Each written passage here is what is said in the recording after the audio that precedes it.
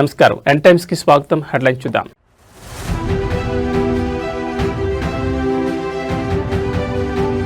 Bharat Malaysia Navasakam కీలక అంశాలపై ప్రధానుల ఒప్పందాలు.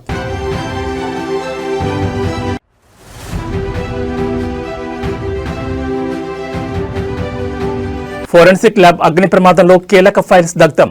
ఎఫ్ఐఆర్ కాపీలో సంచలన విషయాలు.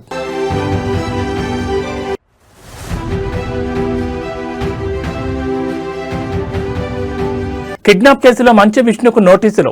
3 రోజుల్లో విచారణకు హాజరు కావాలని ఆదేశం.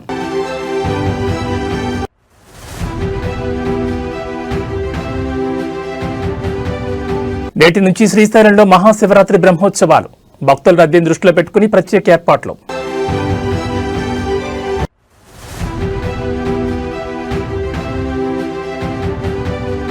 తిరుమలలో కొనసాగుతున్న భక్తుల రద్దీ. శ్రీవారి దర్శనానికి 18 గంటల సమయం. ఇక వివరాలు చూస్తే, అమెరికాతో భారత్ ఇటీవలే భారీ ట్రేడ్ డీల్ కుదుర్చుకున్న విషయం తెలిసిందే. ప్రస్తుతం మలేషియా పర్యటనలో ఉన్న ప్రధానమంత్రి నరేంద్ర మోడీ ఆ దేశ ప్రధాని అన్వర్ ఇబ్రహీంతో సమావేశమై ఇరు దేశాల మధ్య వాణిజ్యంపై కీలక చర్చలు జరిపారు. ఈ క్రమంలో 2 దేశాలు పలు ఒప్పందాలు కుదుర్చుకున్నాయి. ఇరు దేశాల ప్రధానులు కలిసి నిర్వహించిన ప్రెస్ మీట్లో కీలక విషయాలు వెల్లడించారు. మలేషియా ప్రధాని అన్వర్ మాట్లాడుతూ, భారత్ మలేషియా దేశాల మధ్య సంబంధాలను మరింత ఉన్నత స్థాయికి తీసుకెళ్లడంలో ప్రస్తుత చర్చలు అత్యంత కీలకమని పేర్కొన్నారు. ఇరు దేశాల మధ్య దశాబ్దాల నాటి అనుబంధాన్ని ఆయన కొనియాడారు. భారత్ మలేషియా మధ్య 1957 నుంచే సుదీర్ఘ సంబంధాలున్నాయి.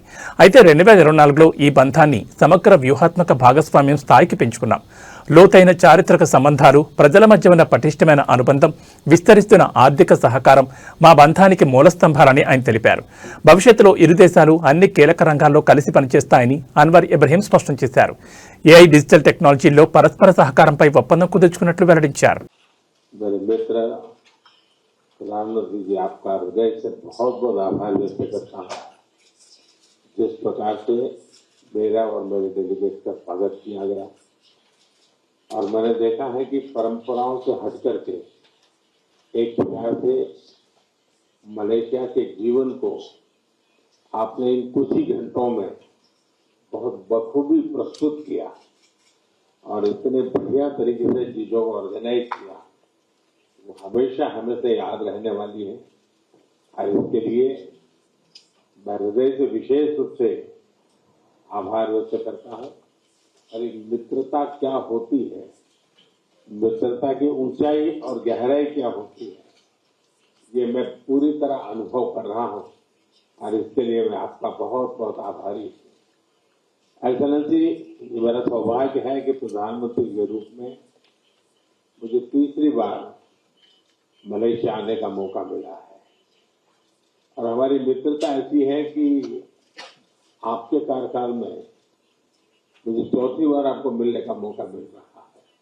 ये भी अपने आप में हमारी गति और सक्रियता दिखाता है। बीते वर्षों में हमारे द्विपक्षीय संबंधों ने जो गति और गहराई प्राप्त की है, वो वास्तव में प्रेरणादायक है।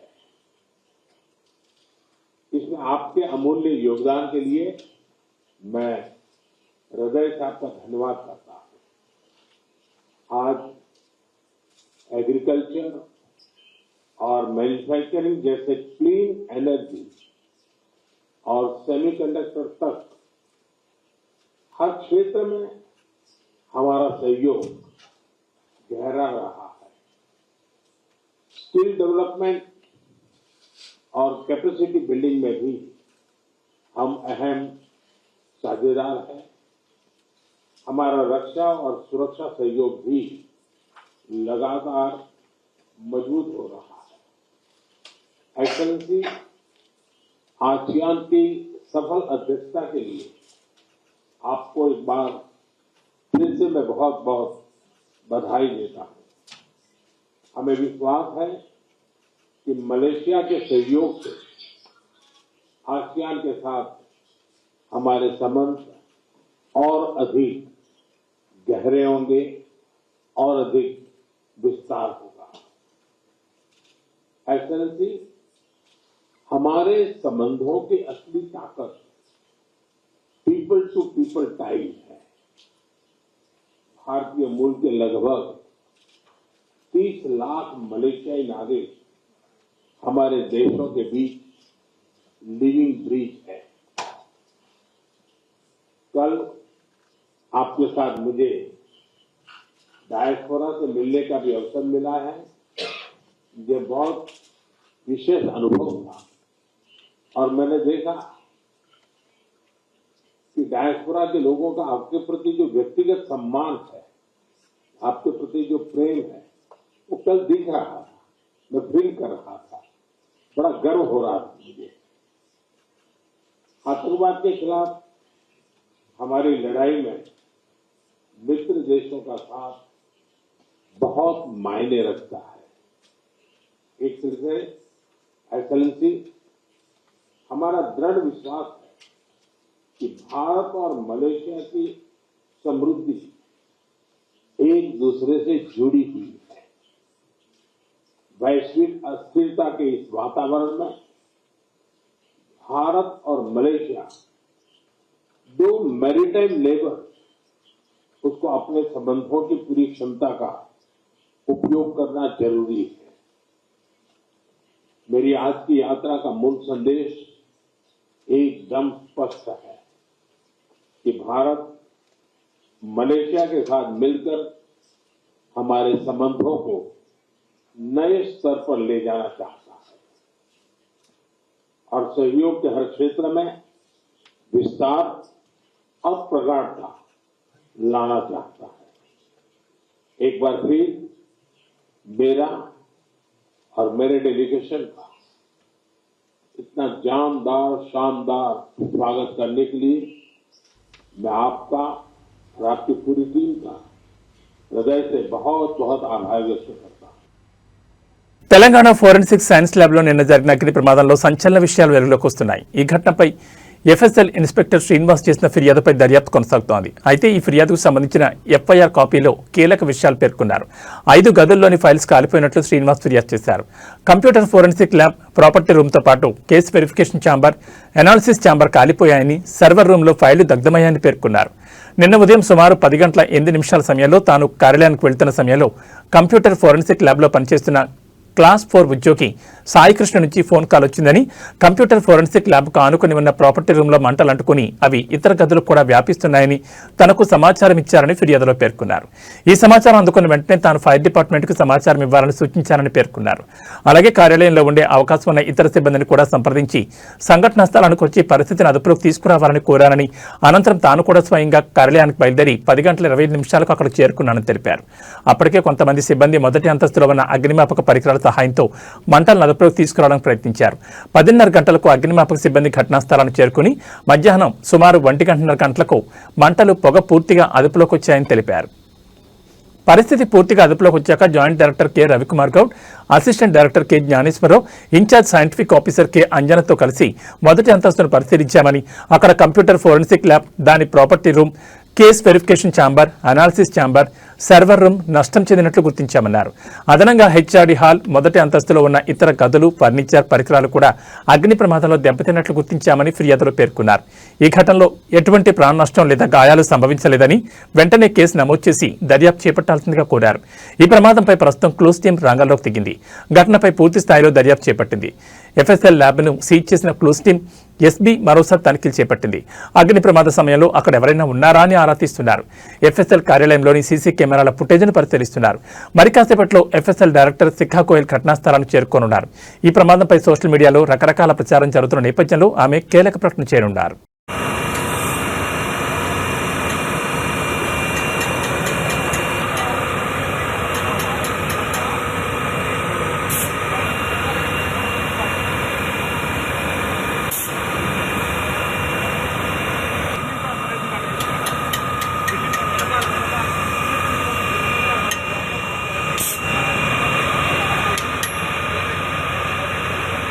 విద్యార్థి సంఘం నాయకుల కిడ్నాప్ కేసులో టాలీవుడ్ నటుడు మంచు విష్ణుకు తిరుచానూరు పోలీసులు నోటీసులు జారీ చేశారు. 3 రోజుల్లో విచారణకు హాజరు కావాలని ఆదేశించారు. కాగా మంచు విష్ణు ఇప్పటికే ఫిక్స్ చేసుకున్న షూటింగ్ షెడ్యూల్ కారణంగా 15వ తేదీ తర్వాత విచారణకు వస్తానని చెప్పారు. ఇప్పటికే పీఆర్ఓ సతీష్ సహా మరో 13 మందిని పోలీసులు అరెస్ట్ చేశారు. అయితే మోహన్ బాబుకి ఇంకా నోటీసులు అందలేదని సమాచారం. ఇదిలా ఉంటే తిరుపతిలోని మోహన్ బాబు యూనివర్సిటీలో అధిక ఫీజులు వసూలు చేస్తున్నారని నిరసన తెలిపేందుకు వెళ్లిన ఎస్ఎఫ్ఐ నాయకులను అరెస్ట్ చేశారనే ఆరోపణలు వస్తున్నాయి. ఈ నేపథ్యంలో బాధితులు ఇచ్చిన ఫిర్యాదు మేరకు పోలీసులు కేసు నమోదు చేసుకుని విచారణ జరుపుతున్నారు. కిడ్నాప్ కేసులో ఎఫ్ఐఆర్ పీఆర్ఓ సతీష్ పేరు A1గా, మంచు విష్ణు పేరు A2గా చేర్చారు. అంతేకాకుండా మోహన్ బాబు పేరును A3గా చేర్చారు. బాధితుల ఫిర్యాదు మేరకు యాజమాన్యం ప్రోద్బలంతోనే కిడ్నాప్ జరిగినట్లు పోలీసులు అనుమానిస్తున్నారు. ఇప్పటికే తనపై నమోదైన ఎఫ్ఐఆర్ రద్దు చేయాలని మోహన్ బాబు ఏపీ హైకోర్టులో క్వాష్ పిటిషన్ దాఖలు చేశారు.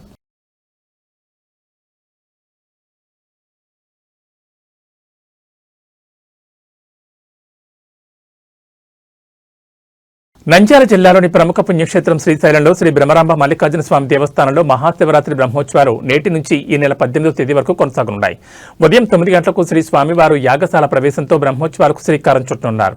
బ్రహ్మోత్సవాల్లో భాగంగా సాయంకాలం శ్రీకాళహస్తి దేవస్థానం తరపున శ్రీ స్వామి అమ్మవారికి పట్టువస్త్రాలు సమర్పించనున్నారు. సాయంత్రం బ్రహ్మోత్సవాలకు సకల దేవతలకు ఆహ్వానం పలుకుతూ ధ్వజారోహణ, ధ్వజపటం ఆవిష్కరణ చేయనున్నారు.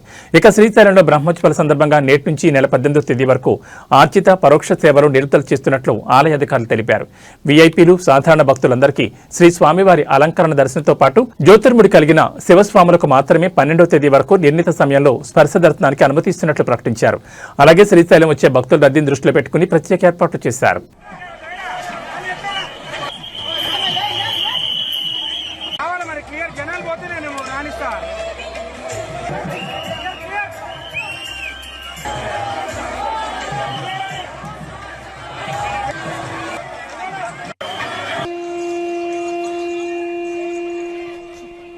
రథోత్సవాన్ని వీక్షించడంతో సర్వపాపాలు, కష్టాలు తొలగి ఆయురారోగ్య ఐశ్వర్యాలు ప్రాప్తిస్తాయని భక్తుల నమ్మకం.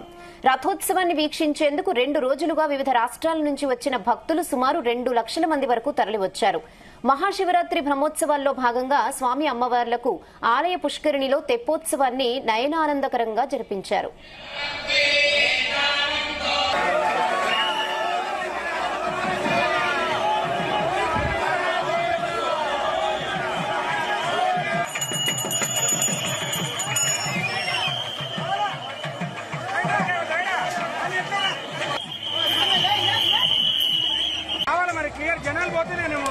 బీఆర్ఎస్ వర్కింగ్ ప్రెసిడెంట్ కేటీఆర్ పై భువనగిరి ఎంపీ చామల కిరణ్ కుమార్ రెడ్డి తీవ్రస్థాయిలో విరుచుకుపడ్డారు. నాంపల్లి ఫోరెన్సిక్ ల్యాబ్ లో జరిగిన అగ్ని ప్రమాదాన్ని ముఖ్యమంత్రి రేవంత్ రెడ్డికి ముడిపెట్టడాన్ని ఆయన ఖండించారు.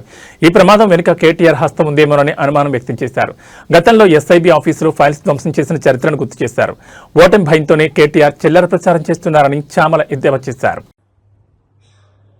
ఏ స్థాయికి దిగజారిన కేటీఆర్ నిన్న ఏదో అగ్ని ప్రమాదము ఫోరెన్సిక్ ల్యాబ్ లో జరిగితే రేవంత్ రెడ్డి గారి ఓటుకు నోటు కేసుకు ముడిపెట్టి మున్సిపల్ ఎన్నికల సమయంలో తెలంగాణ ప్రజలను పక్కదో పట్టించి మిమ్మల్ని మీరు చేసిన దరిద్ర పాలన మర్చిపోయి మీరు చెప్పే మాటలలో ప్రజలు పడిపోయి రేవంత్ రెడ్డి గారి మీద విష ప్రచారం చెల్లి మీకు ఓట్లు వస్తాయనుకోవడము ఎంత మూర్ఖత్వం ఇది. ఏం మాట్లాడుతున్నావో పొద్దున్న లేస్తే నిద్ర పట్టక ఇప్పుడు మున్సిపల్ ఎన్నికలలో కూడా ఈ చింతపండు ఇద్దని తెలిసిపోయి ఏదో అబాండాలు వేయాలని ఫోరెన్సిక్ ల్యాబ్ లో ఒకవేళ ఏదన్నా జరిగితే మీ టేపులు మీరు మాట్లాడిన మీ ఫోన్ ట్యాపింగ్ కు సంబంధించినవి అవన్నీ కూడా ఎవిడెన్స్లు ఉంటాయి అలా. ఇలా నాకేం డౌట్ వస్తుంది తెలుసా, నీ అంతా నువ్వు ముందే వచ్చి రేవంత్ రెడ్డి మీద అభియోగాలు వేసినావు అంటే అసలు నీకేమన్నా అస్తం ఉందా? ఎందుకంటే మన చరిత్ర మొన్ననే మీరు అధికారంలో పోతుర్రని తెలిసి డిసెంబర్ 4వ తారీఖు నాడు ఎప్పుడైతే కౌంటింగ్ జరిగి కౌంటింగ్ లో మనం ఓడిపోతున్నామని తెలిసిన నిమిషంలో స్పెషల్ ఇన్వెస్టిగేషన్ బ్రాంచ్ ల సీసీ కెమెరాలు బంద్ చేసి మొత్తం పలగొట్టి ఆ ఇజ్రాయెల్ నుంచి తెచ్చిన పరికరాలన్నీ పలగొట్టి పెగాసిస్ పరికరాలు మీరు ఫోన్ ట్యాపింగ్ చేసినాయి, డాక్యుమెంట్లన్నీ ఎవిడెన్స్ లేకుండా కాల్ చేసి మిగిలిన తీసుకొని మూసినదిలో పడేసిన చరిత్ర నీది. ఇవాళ ఏమైనా జరిగితే కలియుగ ప్రత్యక్ష దైవం తిరుమల శ్రీ వెంకటేశ్వర స్వామి వారిని నిత్యం వేలాది మంది భక్తులు దర్శించుకుంటారు. ఈ తరుణంలో తిరుమలలో భక్తుల రద్దీ కొనసాగుతోంది. ఈ క్రమంలో నేడు శ్రీవారి దర్శనానికి 15 నుంచి 18 గంటల సమయం పడుతోంది. తిరుమల శ్రీ వెంకటేశ్వర స్వామి వారి సర్వదర్శనం కోసం భక్తులు 31 కంపార్ట్మెంట్లో వేచి ఉన్నారు. తిరుమల భక్తులు ఎటువంటి ఇబ్బందులు పడకుండా అన్ని చర్యలు తీసుకుంటున్నామని టీటీడీ అధికారులు తెలిపారు. క్యూ లైన్లోని భక్తులకు శ్రీవారి సేవకుల ద్వారా అన్నప్రసాదం, పాలు, త్రాగునీరు అందిస్తున్నారు. నిన్న శ్రీవారిని 81,777 మంది భక్తులు దర్శించుకున్నారు. 30,209 మంది భక్తులు తలనీలాలు సమర్పించుకున్నారు. శ్రీవారి హుండీ ఆదాయం 3.70 కోట్లు వచ్చిందని టీటీడీ అధికారులు తెలిపారు.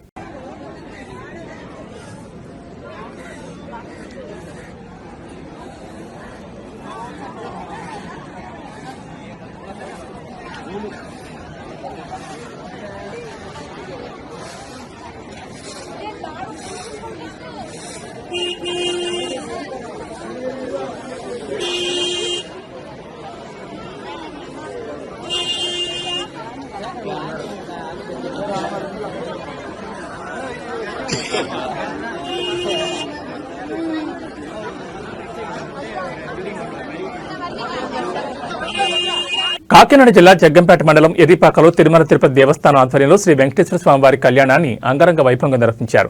జగ్గంపేట ఎమ్మెల్యే టీటీడీ పాలక మండలి సభ్యులు జ్యోతుల నెహ్రూ ఆధ్వర్యంలో శివాలయ, వెంకటేశ్వర స్వామి ఆలయాల ప్రాంగణంలో 3 రోజుల కళ్యాణ మహోత్సవాలు నిర్వహిస్తున్నారు.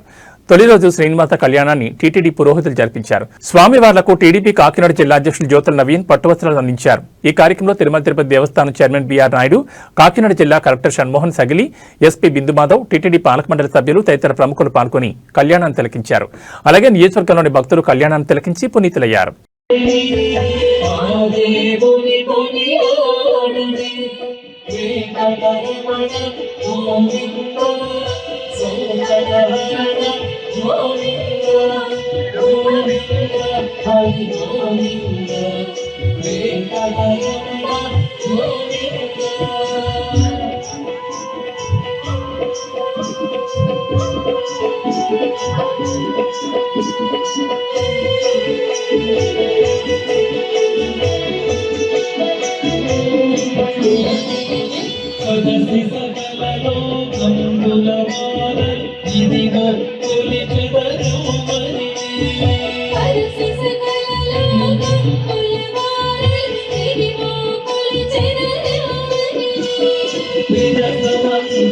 కోరిక నెరవేరాలని అందుకు ఈ ప్రాంగణానికి వచ్చినటువంటి భక్తులే కాకుండా పెద్దలే కాకుండా అందరూ సహాయ సహకారాలు కూడా అందించాలి అని చెప్పి నేను భావిస్తున్నాను. అది కూడా ఆ తిరుమల తిరుపతి వెంకటేశ్వరుడు అలాగే మరి శ్రీశైలం మల్లికార్జున స్వామి యొక్క ఆశీస్సులతోటి కోటిలింగ క్షేత్రంగా కూడా దీన్ని రూపుదిద్దుకోవడానికి వారి ఆశీస్సులు నాకు అందిస్తారని, అందరూ కూడా సహకరిస్తారని, మరి ఆ రకంగా నా జన్మ సార్థకం చేసుకోవాలనేటటువంటి ఒక దురాశతో ముందుకెళ్తున్నాను. దాన్ని ఖచ్చితంగా మరి ఆ స్వామివారు నెరవేరుస్తారని ఆశిస్తూ, ఏదైతే ఈరోజు టీటీడీ బోర్డు వారు తన హక్కును చేర్చుకున్నారో శివకేశవుల ప్రాంగణాన్ని, దాన్ని గౌరవ టీటీడీ బోర్డు చైర్మన్ గారి చేతుల మీదుగా ఇప్పుడు నాకు ఆ పత్రాన్ని అందివలసిందిగా కూడా వినయపూర్వకంగా నేనే వేడుకుంటున్నాను. ఎందుకంటే తిరుపతి వెంకటేశ్వర స్వామి ఎంత నిబద్ధతతోటి భక్తుల్ని పరిరక్షించుకుంటాడో అంతే నిబద్ధతతోటి తిరుపతి వెంకటేశ్వర స్వామిని పరిరక్షిస్తున్నటువంటి మొట్టమొదటి వ్యక్తి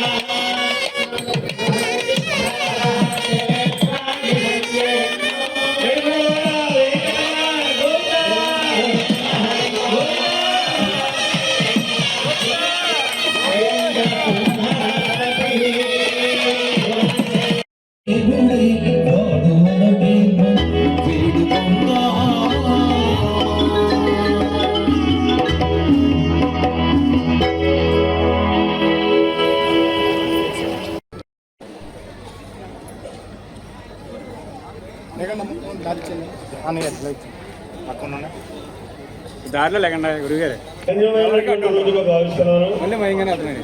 కలియుగ వెంకటేశ్వర స్వామి ప్రత్యక్షంగా నా గ్రామానికి వచ్చి ఈ శివకేశవుల ప్రాంగణంలో ఇవాళ మొట్టమొదటిసారిగా శ్రీనివాస కళ్యాణం జరిపించుకోవడం, దానికి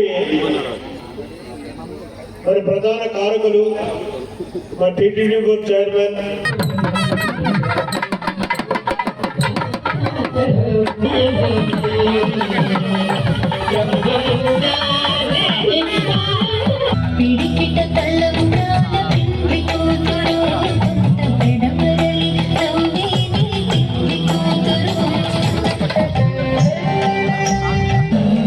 దేవతి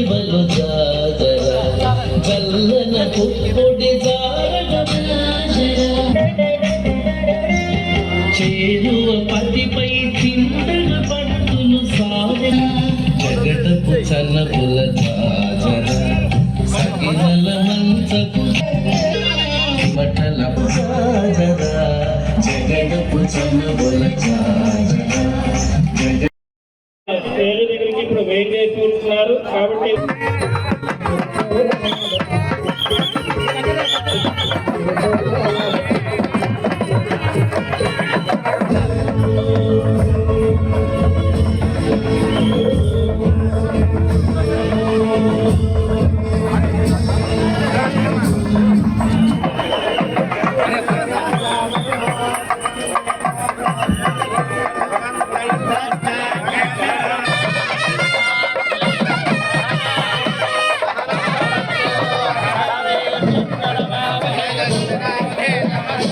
చిత్తూరు జిల్లాలో ఏనుగులు గత కొంతకాలంగా అడవిని దాటి జనాభాస్థల్లోకి రావడం పెరిగిపోయింది. తాజాగా ఇవాళ తెల్లవారుజామున చిత్తూరు నగరవాసులను గజరాజులు గజగజలాడించాయి. అడవులో ఉండాల్సిన ఏనుగులు ఏకంగా నగరం నడిబొడ్డును చేరుకోవడంతో స్థానికులు తీవ్ర భయాందోళనకు గురయ్యారు. ఏనుగులు అడవి మార్గం తప్పిపోయాయో లేక ఆహారం కోసం వెతుక్కుంటూ వచ్చాయో తెలియదు కానీ 2 ఏనుగులు నగరం మధ్యలోకి రావడంతో ఒక్కసారిగా భయానక పరిస్థితులు నెలకొన్నాయి. నగరంలోని అత్యంత రద్దీగా ఉండే సంతపేట ప్రాంతంలోకి 2 ఏనుగులు ప్రవేశించాయి. తెల్లవారుజామున వీధుల్లో ఏనుగులను చూసిన స్థానికులు షాక్ గురయ్యారు. సాధారణంగా పంట పొలాల్లో కనిపించే ఏనుగులు జనసంచారం అధికంగా ఉండే నగర వీధుల్లోకి రావడంతో ప్రజలు ప్రాణాలు అరచేతిలో పెట్టుకుని పరుగులు తీశారు. భయంతో పరుగు పరుగున ఇళ్ల పైకప్పులకు ఎక్కేశారు. ఏనుగుల రాకపై సమాచారం అందుకున్న అటవీశాఖ అధికారులు వెంటనే రంగంలోకి దిగారు. వాటిని తిరిగి అడవిలోకి పంపేందుకు ప్రయత్నాలు ప్రారంభించారు. ఏనుగులకు ఎదురు వెళ్లొద్దని, సెల్ఫీలు లేదా ఫోటోల కోసం వాటిని ఇబ్బంది పెట్టొద్దని స్థానికులను హెచ్చరించారు.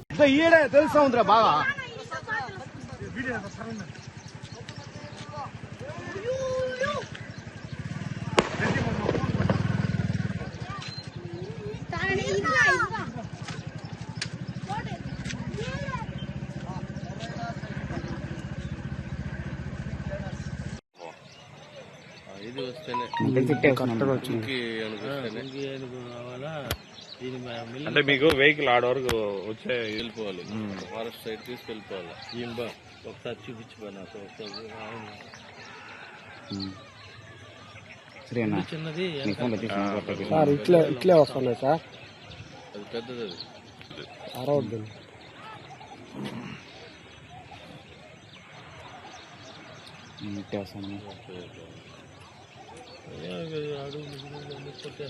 నీళ్ళలో బాగా ఈత ఆడతారు. తిరుపతి జిల్లా పుత్తూరులో తీవ్ర విషాదం చోటు చేసుకుంది. ఆర్థిక సమస్యలు, కుటుంబ కలహాలతో మనస్తాపం చెందిన ఓ తల్లి తన 2 కన్నబిడ్లకు ఉరివేసి ఆపై తాను ఆత్మహత్య చేసుకుంది. పుత్తూరులోని కృష్ణానగర్లో శనివారం జరిగిన ఈ హృదయ విదారకర ఘటన స్థానికంగా కలకలం రేపింది. ఆత్మహత్యకు ముందు ఆ తల్లి రాసిన సూసైడ్ నోట్ ఆమె పడిన మానసిక వేదనను కళ్లకడుతోంది. పద్మ అనే మహిళ తన కుమార్తెలు తేజశ్రీ, లాస్యలను చంపి అనంతరం తాను బలవన్మరణానికి పాల్పడింది. నిన్న సాయంత్రం భర్త శివశంకర్ ఇంటికి వచ్చి చూడగా ఈ దారుణం వెలుగులోకి వచ్చింది. పద్మ, శివశంకర్ డిగ్రీ చదివే రోజు నుంచి ప్రేమించుకుని 2019లో పెద్దల్ని ఎదిరించి వివాహం చేసుకున్నారు. అయితే పెళ్లైన తర్వాత కూడా శివశంకర్ ఏ పని చేయకుండా బాధ్యతారహిత్యంగా ఉండడంతో కుటుంబంలో ఆర్థిక కష్టాలు మొదలయ్యాయి. పిల్లల స్కూల్ ఫీజులు, ఇంటి ఖర్చులు, డ్వాక్రా సంఘంలో తీసుకున్న అప్పు చెల్లించలేక పద్మ తీవ్రంగా మదనపడినట్టు తెలుస్తోంది. ఈ విషయమై శనివారం భర్తకు ఫోన్ చేయగా డబ్బులు సర్దుబాటు కాలేదని చెప్పడంతో ఆమె తీవ్ర మనస్తాపానికి గురైంది. ఇదే క్రమంలో ఈ కఠిన నిర్ణయం తీసుకున్నట్లు పోలీసులు భావిస్తున్నారు. ఘటనా స్థలంలో లభించిన సూసైడ్ నోట్లో పద్మ తన ఆవేదన తెలియజేసింది. తల్లిదండ్రులను కాదని పెళ్లి చేసుకున్న ప్రతి అమ్మాయికి నా జీవితం ఓ గుణపాఠం. ఓ అమ్మాయి ఏ లక్షణాలైతే తన భర్తకు ఉండకూడదని అనుకుంటుందో అలాంటి లక్షణాలన్నీ నా భర్తలో ఉన్నాయి. నిన్ను ప్రేమించి పెళ్లి చేసుకున్న పాపానికి ఎన్నో కష్టాలు పడ్డాను. నా కడుపున పుట్టినందుకు ఈ పిల్లలు ఆ కష్టాన్ని అనుభవిస్తున్నారని ఆ లేఖలో పేర్కొంది. నేను చనిపోతే ఇంకో పెళ్లి చేసుకుంటావు, కనీసం ఈసారైనా లైఫ్లో సెటిల్ అయ్యాక పెళ్లి చేసుకో అని భర్తను ఉద్దేశించి రాయడం అందరినీ కలిచివేసింది. స్థానికుల సమాచారంతో ఘటనా స్థలాన్ని చేరుకున్న పోలీసులు మృతదేహాలను పోస్టుమార్టం నిమిత్తం ఆసుపత్రికి తరలించారు. పద్మ రాసిన సూసైడ్ నోట్ను స్వాధీనం చేసుకుని భర్త శివశంకర్ అదుపులోకి తీసుకుని విచారిస్తున్నారు. ఈ ఘటనపై కేసు నమోదు చేసి దర్యాప్తు చేస్తున్నట్లు పోలీసులు తెలిపారు.